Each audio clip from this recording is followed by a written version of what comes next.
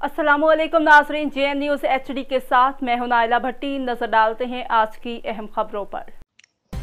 बहावलपुर अरसलान सिद्दीकी की रिपोर्ट के मुताबिक regional police officer Sadiq Ali Dogar की DPO इबादत निसार के हमरा थाना कैंट और SDPO सिटी सर्कल ऑफिस की इंस्पेक्शन पुलिस के चाकू चौबंद ने सलामी दी। तफसील के मुताबिक RPO सादिक अली डोगर की थाना कैंट आमद पर पुलिस के चाकू चौबंद ने सलामी दी।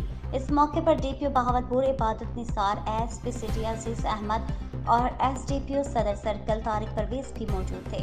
RPO ने दौरान इंस्पेक्शन थाना के रिकॉर्ड, सफाई सुथराई और क्राइम को चेक किया।